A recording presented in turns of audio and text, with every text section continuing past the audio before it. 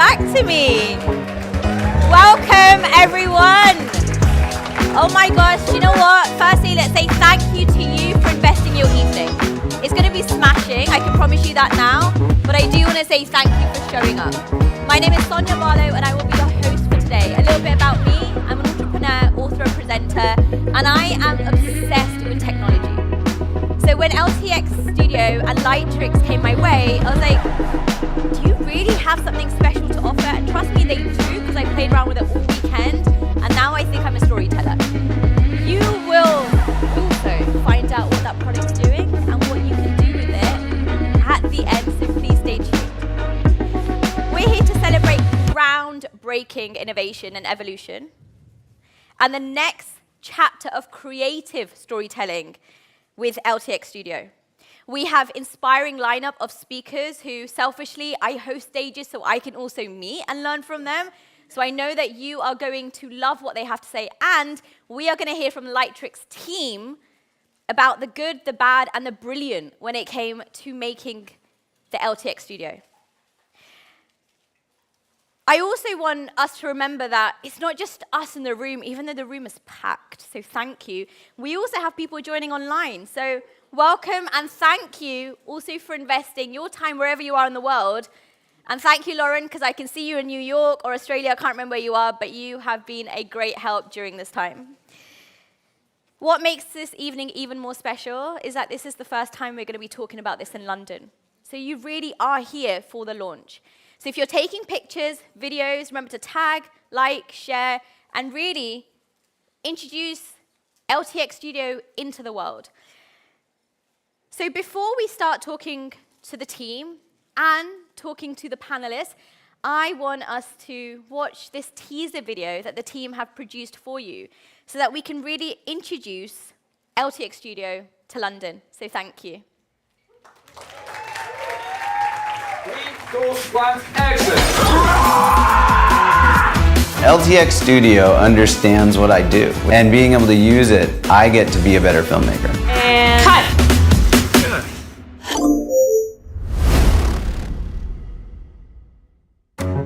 We launched a first-of-its-kind activity, asking our LTX Studio community members to pitch concepts for 3 categories: LTX Studio ad, a short film, and a music video. We received hundreds of amazing ideas, but 3 caught our eye the most. So we let them know they received $150,000 each and an entire film crew to make it real. Action! Matt the Pen Allen. Winning concept, I want to direct. Day job, professional screenwriter. Everyone wants to direct. That's what my commercial is about. It's about how everyone using LTX Studios can now be their own director for their own content. And then we hear cut and we see that the stunt woman has been directing the scene with all our characters around her. They should get me to direct. Yeah, I could direct. Yeah, I could direct. Most of my writing time is making pitch decks, just trying to sell what I've done.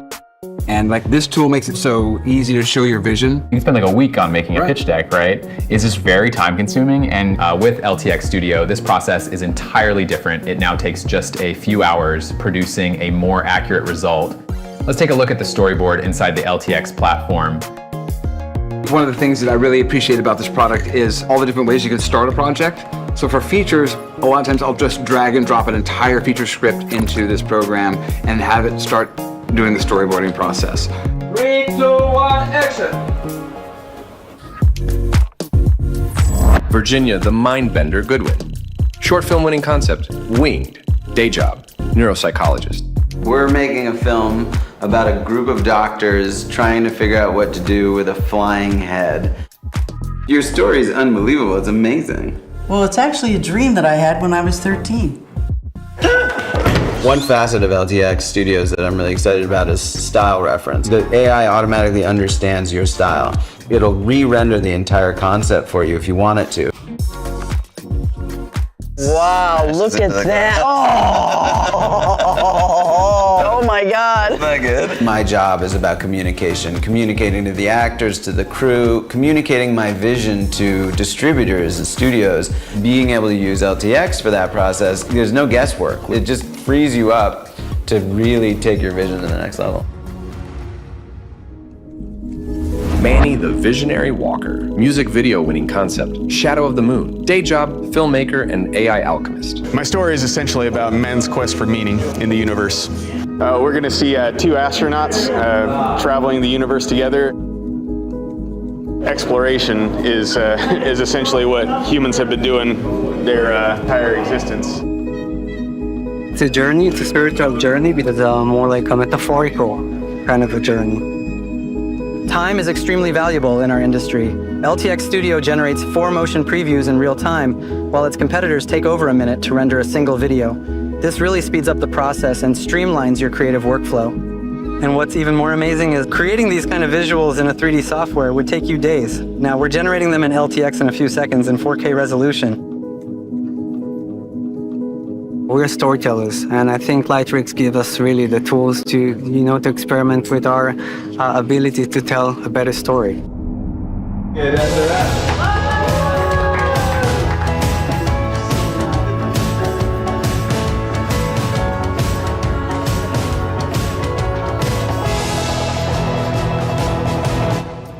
LTX Studio.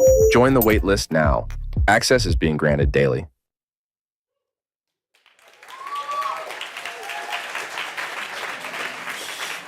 So, my first question is, who wants access? Isn't that right? Well, you might have to stay till the end, and then there'll be some networking nibbling as well. Before we get onto the panelists and really to explore more about the studio, I want to invite the team on. So if you could give a big round of applause to Zeb, who is the CEO, and Alon, who is the VP of Product, on stage.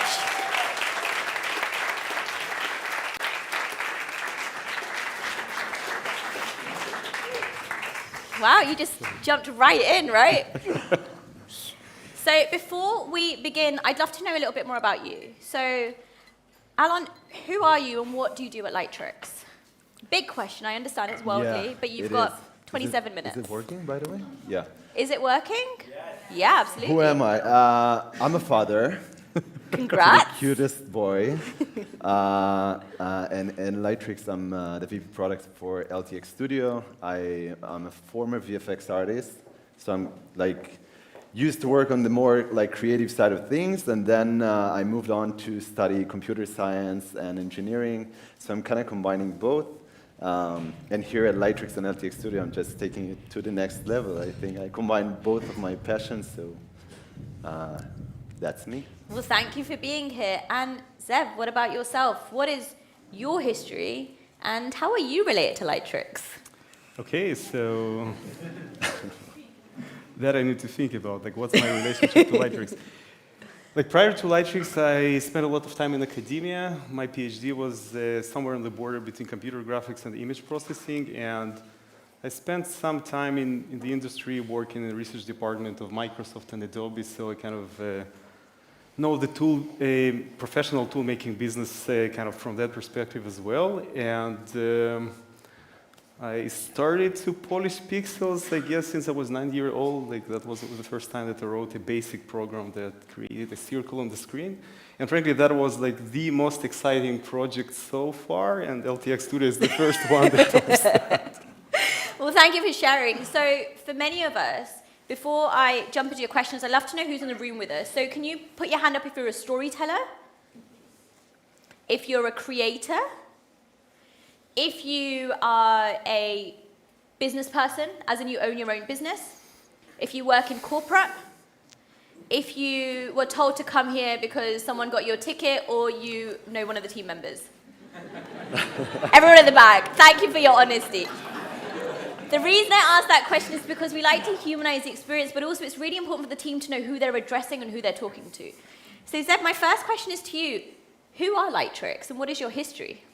So I mentioned the Adobe part. When we started the company and we were a big founding team of kind of 5 friends, most of us were doing our PhD in the computer science, doing research in kind of related areas. We actually look at Adobe as a kind of inspiration. It was more than 10 years ago when mobile was a new thing, and I think our vision was to basically create an Adobe of mobile, a company that democratizes creativity and brings it to everyone on their mobile devices. And most of what we were doing since we started the company, actually creating mobile content creation tools. Our biggest brands are Facetune, Videolib, Photolib, but we released like many more products. Now we got to a point where with all the disruption that happens in the world of AI, we decided that it's kind of time for us to start catering to more professional audience as well. And may you share your vision and your mission with us?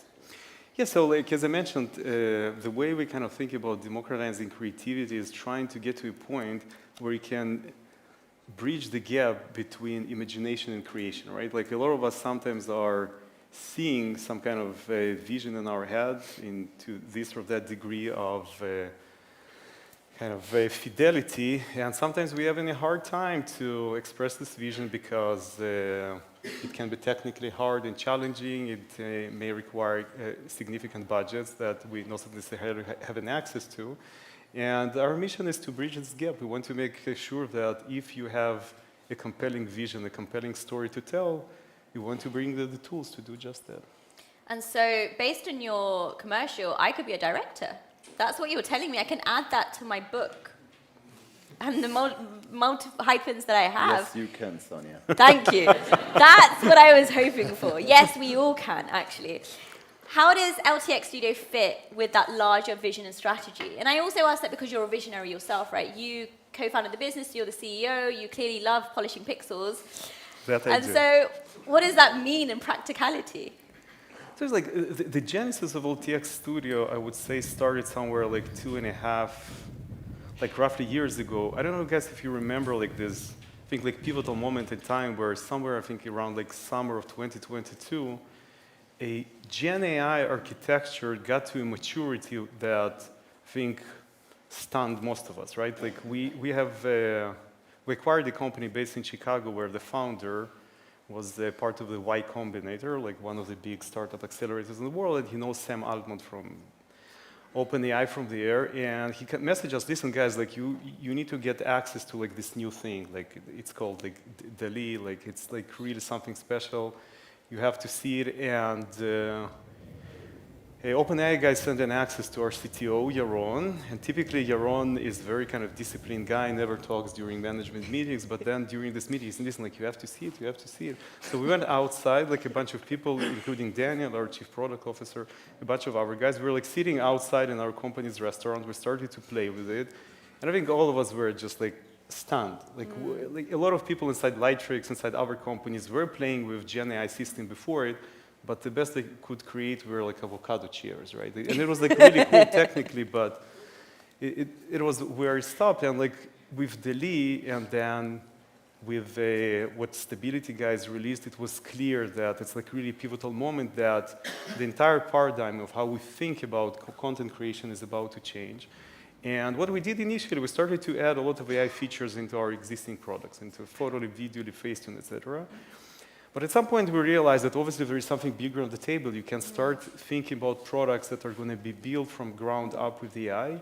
And what happened at Lightrix is that we had two completely different teams, like task forces, tackling two different issues. Like one of them that was spearheaded by our VP of Creative Marketing, Omer, tried to actually create an internal tool for storyboarding where I think like Omer's idea was basically to save some budget. He wanted to see that his designers are actually committing to ideas that make sense before he's signing on checks.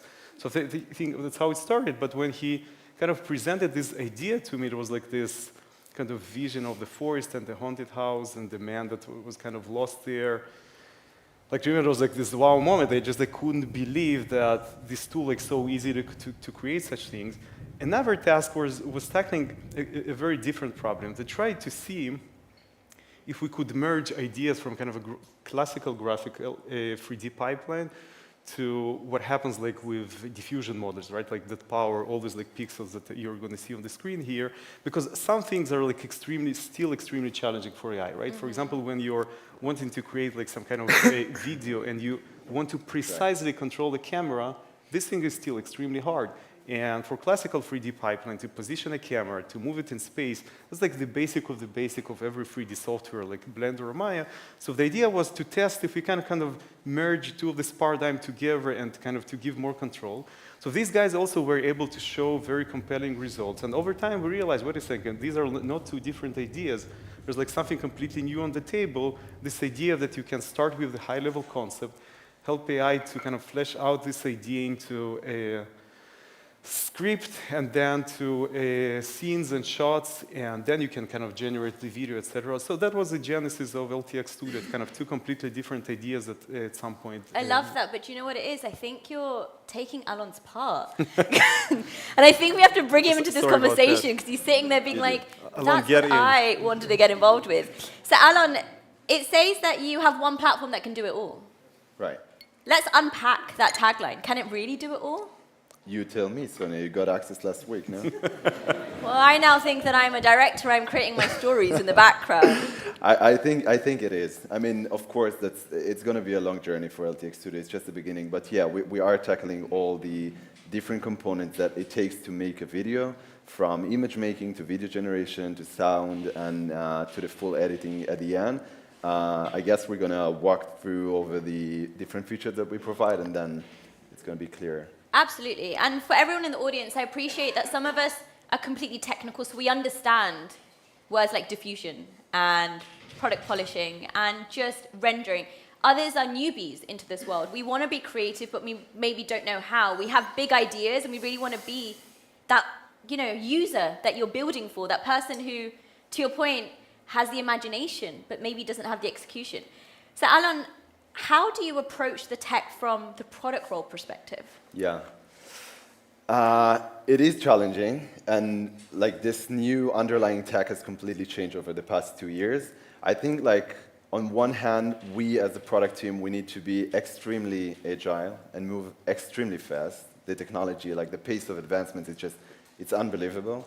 Like I can go to bed with one model and one functionality and the other. Like the next day, I wake up to a call from our research dude or from this guy actually, saying like, wow, everything has changed. We need to start from scratch. And I'm like, no, okay, great. No, but really, like as a product team, we just need to move extremely fast and adopt all these changes. But at the end, AI is like a buzzword, okay, we all know it. Fine, but at the end, there's the user on the other side of the screen, and we need to address their needs and workflows. So we really mapped the different workflows and processes of creative professionals from different industries, marketing departments, advertising agencies, filmmakers, small and big studios, and we really tried to see how LTX Studio can fit into their workflows or actually change the workflows now with AI. So yeah, that was like the exploration phase of LTX Studio, and now we just like keep pushing forward with the needs of our users, and it's more like touching on the visions expansion that we're gonna address. But yeah, that's. I mean, what I'm hearing you say, it's a user-first platform. Am I right in thinking you have 20,000? Users yeah, we released the beta of LTX Studio 2 months ago, and we sent out like more than 20,000. I mean, that's wild, right? Yeah. 2 months, 20,000, yeah. But also you're taking on their feedback in real time and really incorporating it. Absolutely. I know that you've got some visuals that you want to show our audience just to make sure that they're able to understand exactly what you are presenting and conceptualize it. Yeah. Do you want to take them through? Of course. I have the clicker. Absolutely. Perfect. So the journey of LTX Studio, it starts with a prompt. Like that's the main entry point to the platform and the creative process. Like you put in the prompt, it can be a short sentence, a synopsis, or a script, but it has to include a narrative. It's not just describing a one shot or one like action. It's actually a complete story. And then the story unfolds in the storyboard view, where you have all the scenes and all the shots. You can then rearrange everything and outline the entire story on this screen. You can also see that this story includes characters, and characters is a huge focus for us on LTX Studio, and for this we have a designated screen for casting, where you can actually cast the characters for the project. You can edit their appearance and their clothing and everything that about their attributes. And again, from the story, you can just use their name and place them anywhere you want, basically.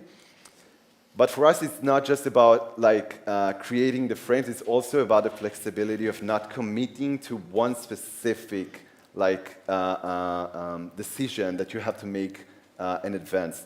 Nowadays, in traditional productions, you have to hire an actor, and then you commit to this actor. But here, what's new in this AI world, you can just replace the actor after you have everything in place. You can just outline the whole narrative, have the story, and just decide that you want the main character to be a bit older or with different clothing. And that's a magical experience, and we really try to preserve this kind of flexibility for our users.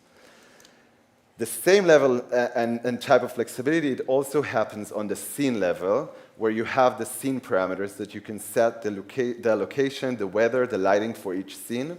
All the shots within this scene get the attributes that you set for the scene, and then you can see the entire scene consistent and coherent with this settings that you set. But again, you don't have to commit to one place. You can just prototype different ideas, different locations, and see how it works for you.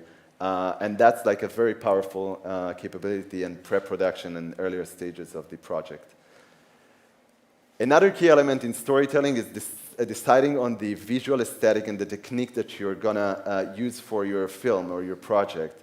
So with LTX Studio, we provide a bunch of different visual styles and aesthetics that you can just, again, change after the fact, not in advance. Like nowadays, you have to commit to the type of technique that you choose. Like if you go with 3D models, you have to work with, I don't know, Maya, 3D Max, and other softwares in order to create all the content, or like 2D hand-drawn. You just have to do it in advance, or live action going out to production. Here you can just iterate and skip between different styles and get all the visuals you want.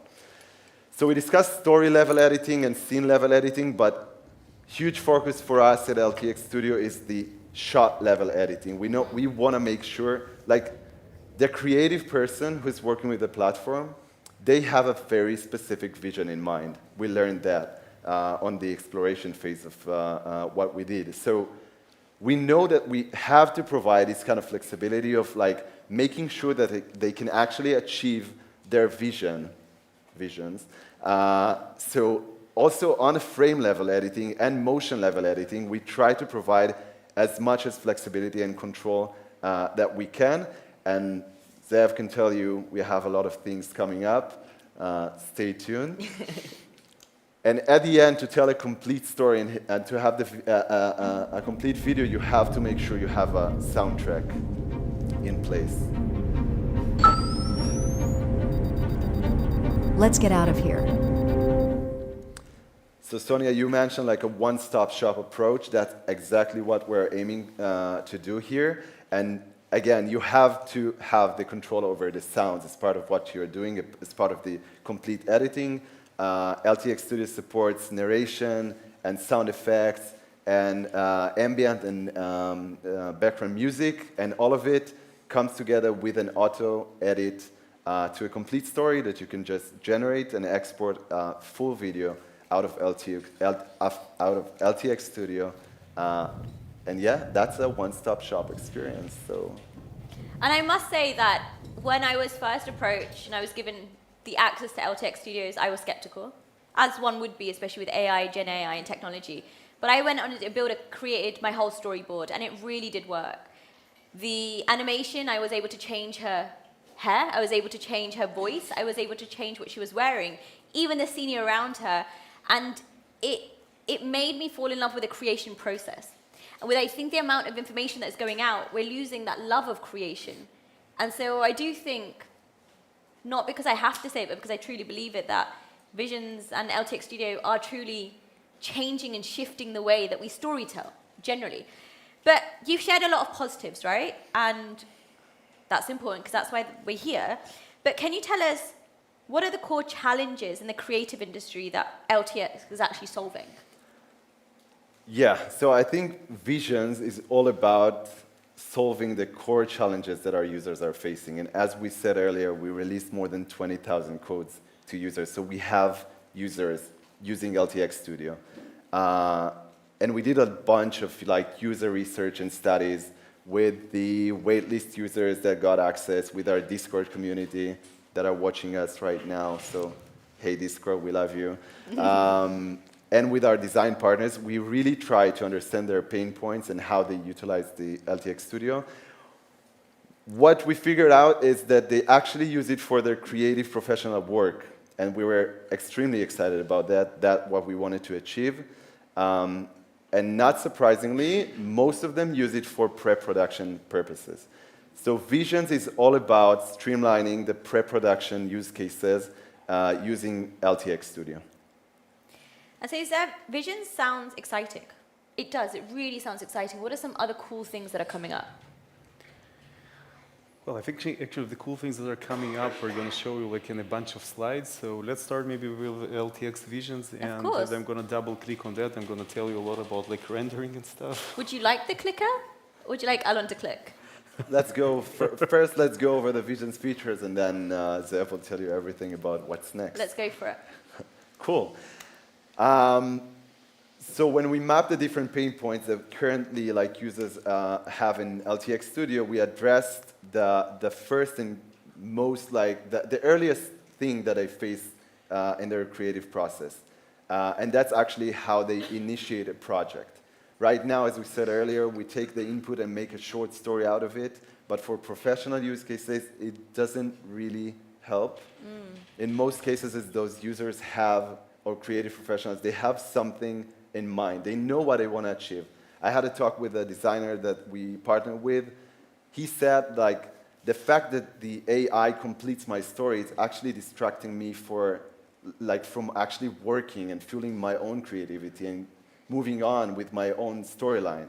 So the first entry point that we're going to add today is starting from scratch. You go shot by shot, scene by scene, and building your narrative by yourself. Again, the entire experience is fueled by AI, so everything is like extremely like fast and easy and iterative process, but starting from scratch is very useful for this need.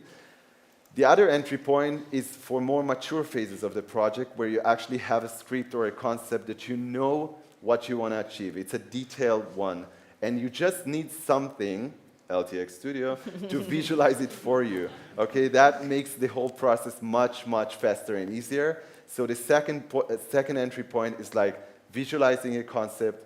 You can upload your own script or any text you want, and we just try to keep as close as possible to the original input. No reimagining new characters, no adding fancy stuff, trying to avoid like ignoring the details that you provided. That's the second flow that we had.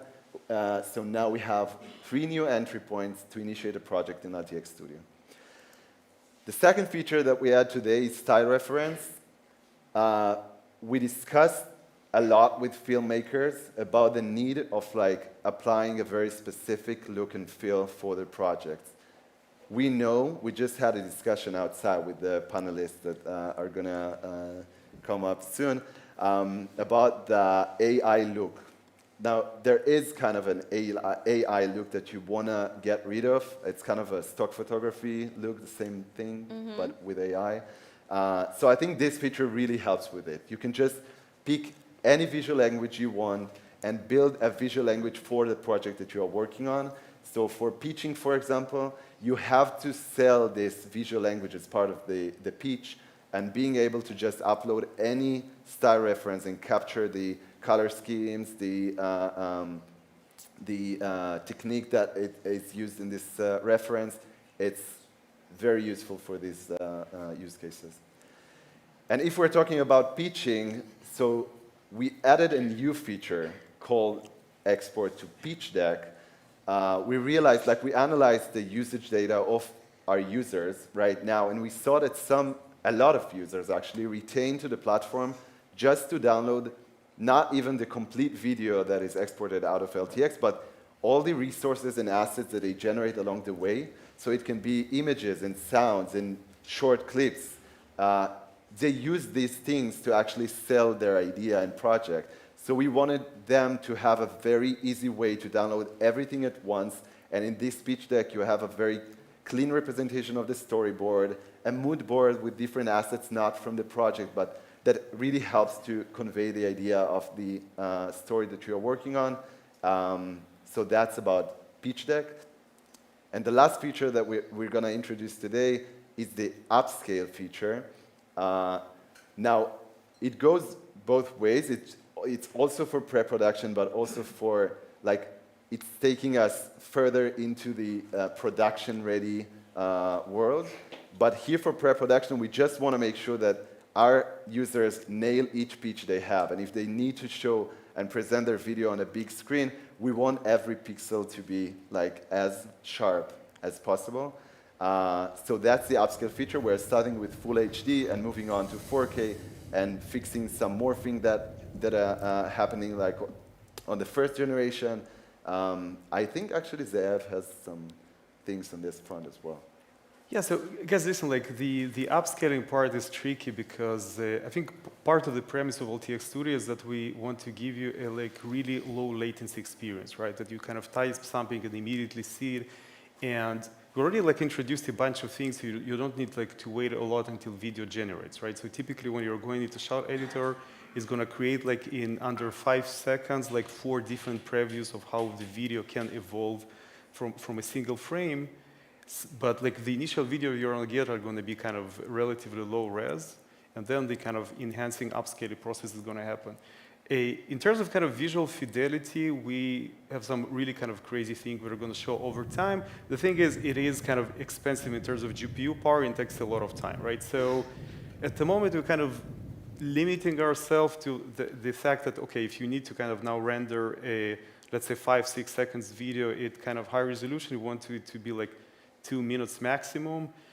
We do have a process that runs like, I don't know, like 20 minutes and creates like way more quality, 2 hours, and creates even more quality. And like over time, we're going to discover what users have like this kind of really crazy needs that are starting to go into production territory, and then we'll kind of figure out how to expose it. Some parts of this process can be mapped like into multiple GPUs and parallelize it to a certain degree, and then kind of the rendering time can be reduced. So anyhow, we start to introduce now, we are going to also show what's possible in Discord. You're going to see like what amazing visuals you can get from the system. Some of the stuff we don't actually know how to productize yet, so the running time will make sense, but we're working on it. And I also want to mention like all these features are actually already in production on the platform, so you can check them out like in the demo stations over here, or if you have access, just LTX.studio. Enjoy. Can I get the clicker now and show more pixels? Or? There it goes there. So Zev, we'd love to understand what are some other cool things that are coming up before we launch another surprise for you all who have come to support us today. Okay, so some of the things that are coming next, let's go kind of quickly over them. One of the challenges that we have with AI video generation at the moment that some of you are probably aware of is that if we're starting with the same kind of environment, the generation is going to be there. It's like really hard like to create like this portal system where you're moving from space to space, like even from inside to outside. So a big focus is going to be changed that, right? That you have like a really kind of different environments, you can move between them. And again, initially the quality in order to give you kind of fast previews is going to be kind of low res. Then once you kind of created exactly the transition from one environment to another, you will be able to kind of enhance it and upscale to a higher resolution. Another feature that like really should be out, I think it's already like ready, kind of almost ready, is like this concept of variation. I guess some of you are familiar with this concept from images and Midjourney, right, where you can generate a photo and then create like a slight variations on top of it. Same story with the video, right? Like let's say you kind of like this shot, right, like of this ape sitting in the bar, but something weird kind of happens in the end. You'll able to kind of ask the system, listen, just like generate me some kind of variations that can fix some of the things you don't like. Over time, we want to kind of expose you more controls there, what variation actually means, right? Like, so in one of the shots, you're going to see that like a bunch of people kind of running in the background, like kind of really weird shot. So these are going to be like the parameters of this system over time where you will be able kind of to nudge the system to go like, to take the variations into certain direction. Okay, another thing is that at the moment, like the whole work is based on the fact that you are starting with the frame that you generate, and then the video kind of runs from there. A lot of times what makes sense to do, and obviously animators are like intimately familiar with it, is to specify the first and last frame of the shot, right? So already have like tools in the system that help you, given like one frame, to move in a certain direction. You can like remove objects, add objects, change them. So what's going to happen in the next stage is that, okay, you have like your first frame, you're changed something, like in this example, you are marking a region, like of like the jaw of the tiger, etc., or the wolf in this example. You're generating last frame, and then in between it just kind of magically happens for you. It's actually like a super fun feature. And then again, there over time as well, you're gonna get some controls over how the bouncing effects are working, how a bracket animation is, in order to kind of have more control over the in-betweening process. That's kind of another example. Like this first last frame can be like pretty wild, meaning you're gonna have like a spaceship, and then you're gonna tweak like the camera, like that I already showed, but also like the change what happens in last frame, and the system is gonna create all the in-betweening for you. And the last thing is about kind of length of the video. So a basic extension was already happened now. I hope, like, if not today, then next week you're going to see that if you have a shot tomorrow. Yeah. Tomorrow. Very cool. No, really tomorrow? Like, okay. No, I mean, like, it actually was supposed to be ready for the event. It might, is it? It's just not in production. It is ready. It is ready. So VP Engineering isn't here, so we can. Yeah, but he watched that, so. So anyhow, like the basic extension is going to be like ready soon. Then you're going to able to kind of extend it a bunch of times. Again, internally, we're able to generate like already by now like pretty long shots, like dozens of seconds, kind of again low res initially, then you kind of upscale it kind of to full res in order to reduce latency. So that's, by the way, like for me, like one of the more exciting things, because once you're giving users longer shots, you're just seeing that people just like start to create like way more fun stuff with the system. I mean, I don't know about you, but there's a lot that we can play with. That's what I've learned, right? And I don't know how you as a team have done it in the last few months. I'm exhausted listening based on the amount, especially with a new baby. You're sitting there being like, super people. You're doing the work. Can actually... It's the best team in the world. I'm telling you that. But you know, wow. Wait a second. But now let's discuss if you're like the best dad in the world. Last time his baby was sick, he actually didn't come and ask, listen, what's going on. He told me, listen, like baby's sick and I couldn't find anyone. And do you think I want to be here? That was your answer. Well, you keep changing your idea the next day. Obviously, VP of product needs a bit of a break, right? He needs to process the information. Yeah. The exciting thing that I'm hearing is, and repeatedly you've said it, is that users are really helping you to progress your product forward. And so I guess for everyone and anyone hearing, I love the fact that your product, which is changing the way that we work with tech and work with AI and the way that we produce and storytell, is a user-first experience. And I don't think that many businesses think about the user when they're creating. Normally it's the finances of the funds, but you're completely, constantly saying, we've launched this because you've told us you want it. Listen, I have to tell you something. Like tell me. For us as filmmakers, no, not kidding. It's like one of the most exciting things just like to see what people create, kind of using your stuff. I mean, at some point, like very early in my pixel polishing career, I realized that actually I'm not a creator. And I had a discussion about like in the early days with our CTO. We did our PhD together, and I think both of us agreed that we realized at some point, okay, we're not artists, and none of us is gonna write like Beethoven's Ninth Symphony, but like we kind of discussed it between ourselves. Like someone actually created like a musical tool, a piano, for Beethoven to write their symphonies on, and for us as the tool makers, it's an incredible source of inspiration to create pianos for you guys. Well, thank you so much. What a great note. I mean, the exciting thing here is that every time you both talk, I see the sparkle in your eyes, which to me proves that you really believe in your product and your end user, and you are smiling, sitting here, being like, yes, I've gone from PhD to pixel polishing to launching or relaunching another product in front of all of these people. So on that note, to celebrate visions, we have put together a new advert, which you can relate to the first video and movie that you saw. And if it's okay with you, I'm going to ask you for a big round of applause for the team at Lightrix for everything they've done. And I'm going to introduce the video. Okay. We're done.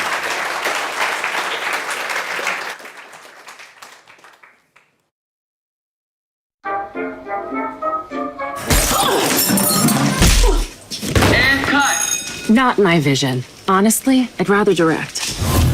Did you say you want to direct? Because I really want to direct. What if it was way more epic? Like, they should get me to direct. What if it's a noir? Yeah, I could direct. What if it's vaporwave, man? Yeah, I could direct. Now you can be the director you've always wanted to be. LTX Studio creates stunning previs, pitch decks, and style references using AI. Generate 4 video previews in real time, streamlining your visual storytelling process. And cut! LTX Studio. Join the waitlist now. Access is being granted daily.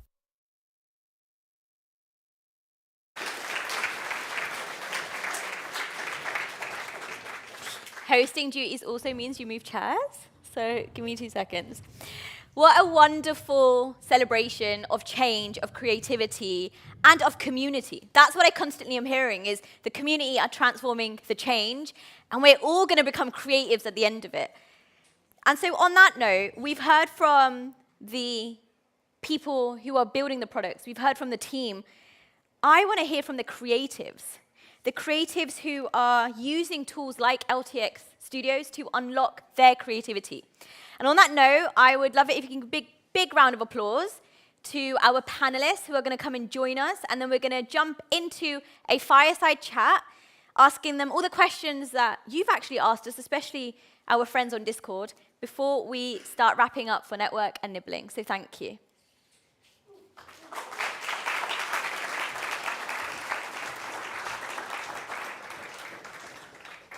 Fab, so I am just going to empower you all to introduce yourselves because you do it so much better than I do. So Omar, do you want to kick off? Hi, thank you so much. I'm Omar. I'm an AI filmmaker and image maker. I used to be a creative director in advertising for the last 15 years. For me, it's been a really interesting journey from regular storytelling to really understanding that AI has allowed me to tell stories in a way that has just been impossible with any other technology. And I think it's absolutely fascinating as a creative to be able to be here and see this future. So yeah, thanks so much. Thank you. Hi, thanks so much for having me. Hello, my name's Georgia. I am an AI consultant, prompt engineer, and strategist. Sounds quite serious. It wasn't always like that. I actually started my career interviewing grime rappers on YouTube on a channel called SBTV when I was at uni. I did a lot of script writing there, a lot of TV presenting, and I sidelined into AI through script writing. I was working on a few TV shows. I needed a bit of extra money, to be honest, and I applied for a pop culture writing job and ended up being at Microsoft writing the personality of Cortana, and I just became fascinated with the relationship between humans and machines. Google headhunted me, and I launched the Google Assistant in the UK. I wrote the personality for it. So if it likes the Spice Girls or anything like that, or grime music, that was me. And then that job's really evolved. I ended up leaving there, consulting. I've become a prompt engineer now, and I work with huge global brands to just do quite weird and wonderful things using AI, talk about it a lot online, and in real life with you lot. So thanks for having me. Thank you. Hi, I'm Lois. I'm a creative director at an agency called Phantom. My background is in illustration, filmmaking, and animation. And I found myself at Phantom, which is a tech-driven, creatively focused agency, that if any of you were finding yourself during the Christmas period or during the Valentine's Day creating weird, kind of attractive versions of yourself and putting them and posting them to your friends and family, you have Phantom to thank for that. If you found yourself on Ghosts of Christmas cards or Be My Boo, you have Phantom to thank for that. Well, thank you. We've heard so much about LTX Studio, and obviously us being esteemed guests, we got first dibs and early access. Let's be honest, did any of us actually use it? If we did, what's our feedback? I mean, Jump right first in, of all, any of you. it's so fast. Okay, I am definitely a self-confessed, used to be an analog person, now very much a tech person. I found myself developing and evolving over the last few years and becoming absolutely fascinated. And actually, in the last hour or so, chatting to my fellow panelists, I'm becoming even more fascinated about that. But I think the speed at which you can ideate, generate, put your ideas on paper, that is a genuine gap in the creative process that I've found. It slows things down. It kind of prevents creativity at the heart of it. And essentially, I just, to be very human about this, felt more creative while I was using it. Thank you so much. Yeah, I agree. Is this working? Yeah. I found it really inspiring too. I think we can get into it later, like what people think about AI and creativity, but as I was creating stuff, it was making me think of new ideas. I was impressed with the speed. I use all kinds of AI tools all the time. I'm sure, like, let's say, like, there are other text-to-video applications available. And I thought it was good. I was impressed.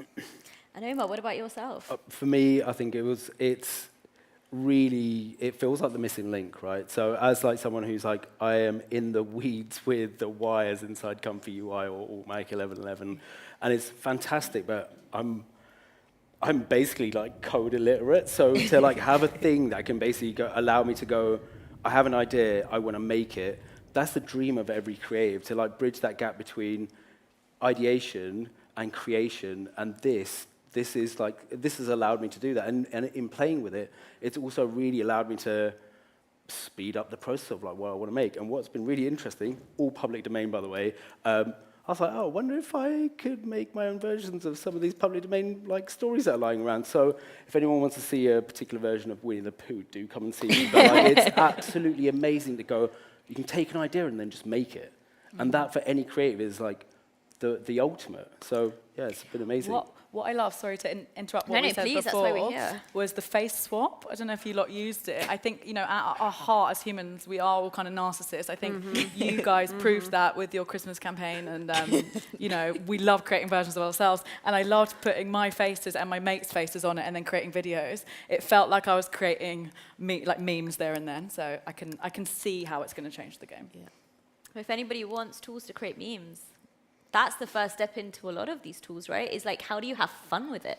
How do you enjoy it as creatives? Even if you're not a creative, how do you just get silly and storyboard and just have a great time? So what I repeatedly am hearing us all say is, you don't have to be a coder or in corporate or like actually understand what you're doing to use it. You just have to have an idea, take it, prompt it, and then see what wonderful things can come out at the end of it. And I love the fact that we keep using the word creative, because I think we're reclaiming it in some way. I mean, Omar, you're a filmmaker. How do tools like LTX Studio actually enable you to deliver or execute on creative boundaries that were somewhat unbelievable or unimaginable or unobtainable even? Yeah. I think like one of the really interesting things about spearheading like a new kind of filmmaking is not only are you trying to sell a film idea in the normal sense of like, this is what we're going to do with the film, or this is what we're going to do with the script, but you're also trying to sell an entirely new way of making a film. So you have an entirely different job as a director to try to sell more than one part of the idea. So something when, when like even the pitch deck is probably one of my favorite features, which I love all the other technical features, but I'm like, I can make those at home. But the pitch deck is, I can't make that at home. And that is the bridge, because it's great if you're making AI content and you're making AI stuff, but why is anybody else going to buy into it? Why is this idea going to transfer from you? And I think your point about the meme is so, so important, because that's how anything crosses into culture, right? So how do we start doing that stuff? And I think that's the fascinating bit for me. And when we think about culture and creativity, Lois, can you share a surprising or unexpected way that you've used AI, apart from the principal example that you already shared? And I'm sure that many of us didn't even know that that was you or the business that you're with. Well, humor is very, very important, I think. But I would say it might not be unexpected. I'd have to ask my audience and my fellow panelists. But personally, one of the best ways I love to use AI is to actually challenge our own creative ideas. So essentially, I kind of use it to test ideas. I will give it context. I will give it the client. I will give it the idea. I will give it, not the idea, in fact. I will give it the information and the background to it, and I will challenge it to come up with 10 ideas. And those 10 ideas will say to our team, right, well, we're not going to do those 10 ideas. We need to do something completely different. And another way I kind of use it and absolutely love is TextFX, which is the Google text tool. Likewise, I was saying to Omar earlier, outside of creative tools and slides, obviously, I'm a creative, so I'm always in slides decks. My favorite app is, or used to be, the dictionary app. Now I find myself using ChatGPT and TextFX to challenge my creative writing, to figure out that word that's in the back of my mind, that word that means that other thing, but it's not quite the exact word that I mean. And it just fills the gap, like as Omar said, it just fills that kind of, you know, just the extra bit of thinking that I require. Georgia, what's the biggest AI myth that you've busted in your creative journey? Especially given that your journey hasn't necessarily been linear. Like you started off saying that you used to be, you know, with SBTV and do grime videos and production, and now you're creating personalities, which honestly didn't even cross my mind until I met you last week on Zoom, and I was like, yeah, there is someone who creates the personalities, but for some reason you don't even think that that's a person, right? You just think that's tech.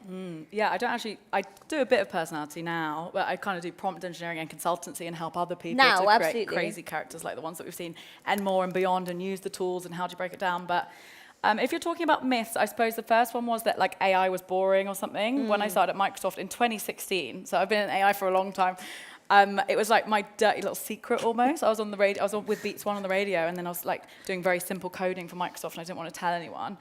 And I think, you know, we mentioned creativity a lot tonight. I think the idea that AI is going to kill creativity, I think that's a big one. I'm sure it's all crossed our minds here at some point, that like, oh, it's coming from my job, like, whoa. I always say, like, AI is not going to take your job, but someone who knows how to use it will. I also think, I genuinely mean it, when I was using this product, it made me feel really inspired. I was like, oh, like, let me change this, let me change that. I was helping out some people who were talking about music and AI the other day, and we were talking about like how technology has changed music, and that's like just a good example. Like, where would hip hop be without sampling, or where would house music be without the synthesizer? And I think when a new technology comes along, it's scary. Like, think about how people felt when the telephone came along, the radio, the TV, and I get it. Nothing has ever advanced at this exponential pace before. I was saying the other day, I was looking at some stats that if air travel had advanced at the same rate as AI, we'd be able to get from London to New York in like 15 minutes. So it is particularly terrifying, and I don't want to be naively optimistic or on the wrong side of history, but as a creative person that started at the beginning of YouTube and couldn't edit a video, it's really exciting. I mean, yeah, absolutely. There's so much that you've unpacked there, but I guess all of you are touched on a common theme, which is the skills that you're building. The skills that you didn't even know you had, right? When I got access to the studio, I didn't even know I had skills of, let's say, basic things like writing a prompt. And yet, prompt's a word that keeps coming up, especially with ChatGPT, and you were like, I don't know what a prompt is. I'm not even sure what to say. As a creative, do I know what a prompt is? And you went to the prompt, and then something came out on screen, and you're like, hey, I didn't know I had so much control over what creativity looks like. I didn't know there were so many versions of what good looks like. And, you know, and I say that for the layperson in the room because as a show of hands, people here are storytellers and business folks, and actually you're just here because you showed up, but hopefully you're gonna learn something and then you're gonna show up on the studio and take something away. But going back to that skill set, it would be wrong of us not to talk about skill set whilst we're here, right? You've talked about some of the myths, you talked about some of the fears.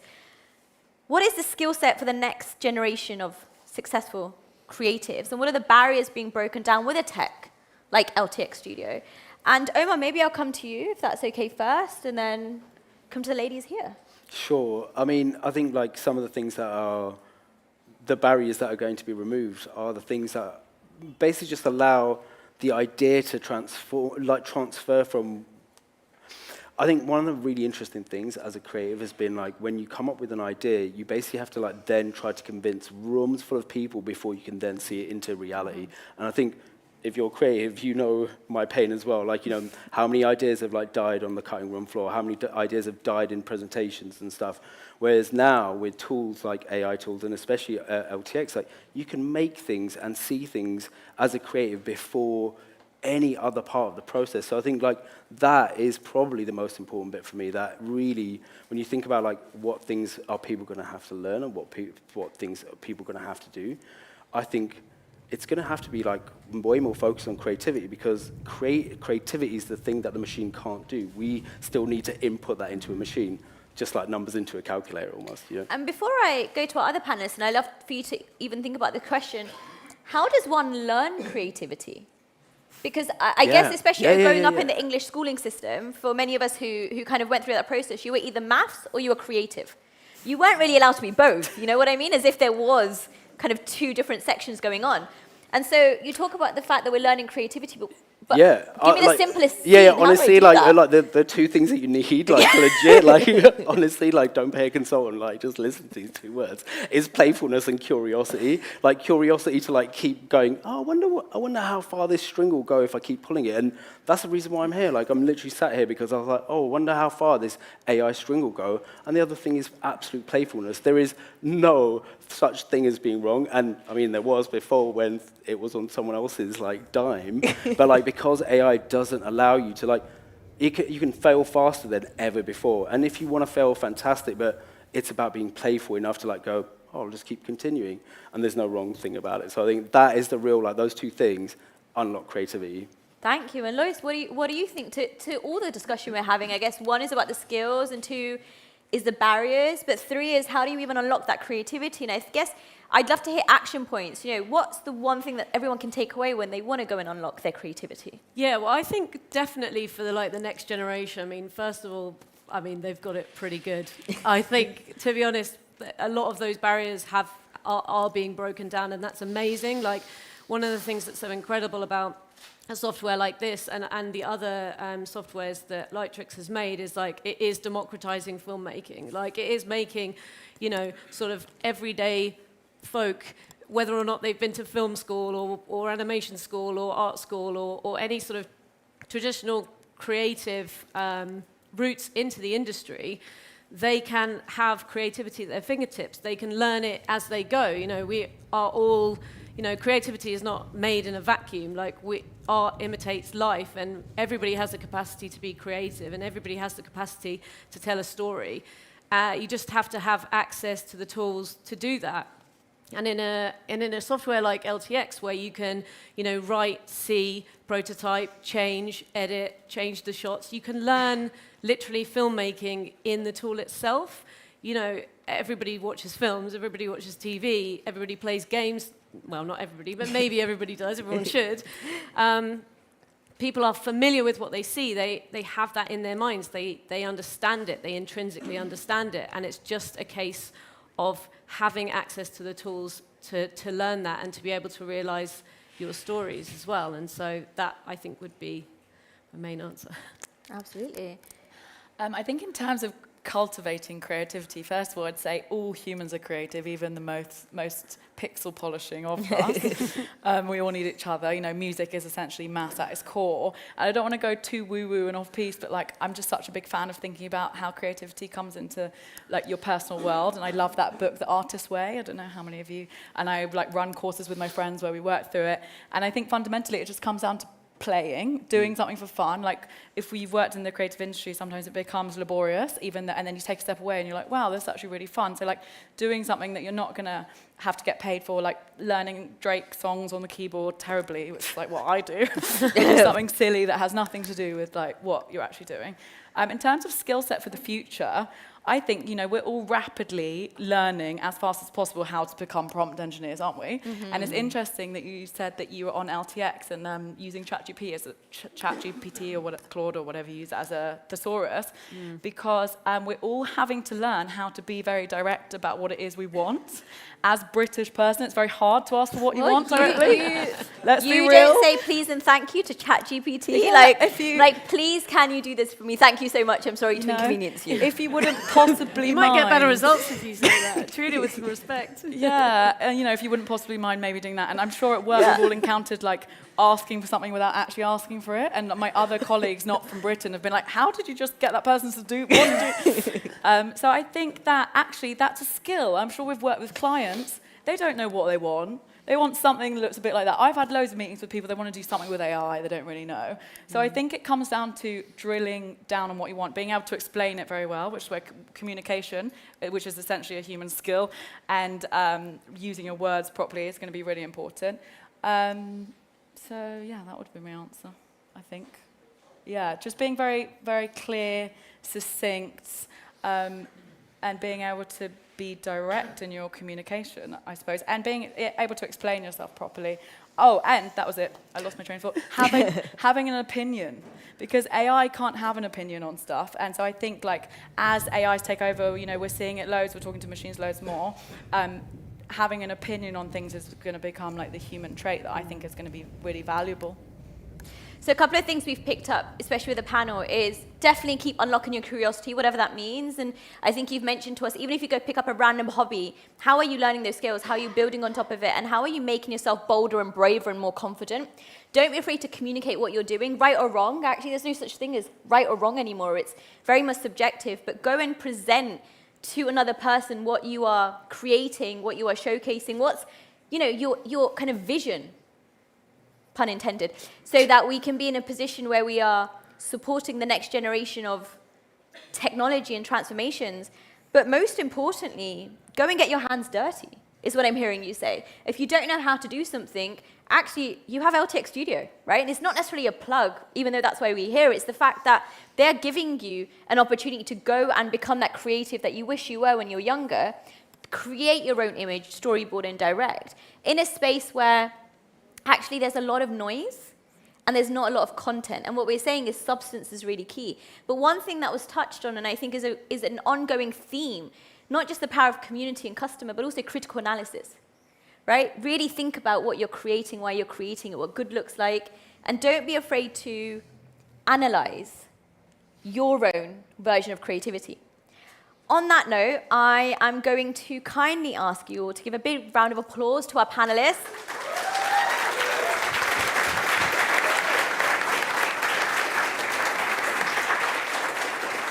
And as we actually, for some reason, have come to the end of our show, which honestly, I'm looking at the timer being time goes so fast when you're having fun and when you're talking about technology, the pace of evolution.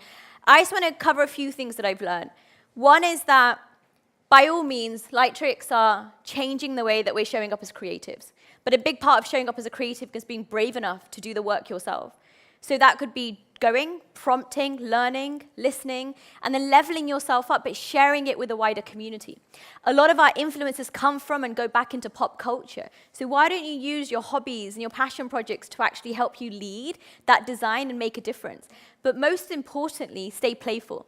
We've seen it even with the team at Lightrix. They stayed playful within amongst each other, but also with the products they're building, and they brought users into that journey, which ultimately is a reason why we're here. And obviously, we said there was a surprise for you, everyone who's here, but also everyone who is watching online. And that is that everyone gets access to LTX. Woo!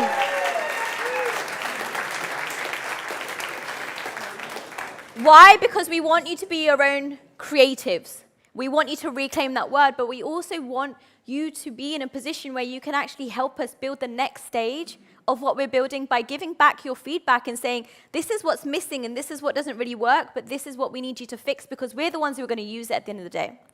So on that note, I appreciate that, like I said at the beginning, you all have invested your time. I appreciate that you're here to live, learn, and enjoy. So please do stay for network enabling. I know that we have a lot of topics to cover, from polishing pixels to being playful.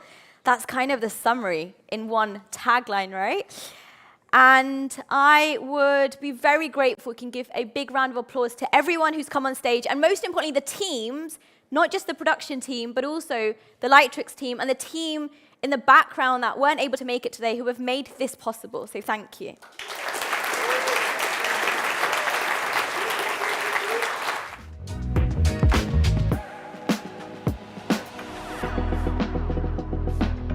Bye.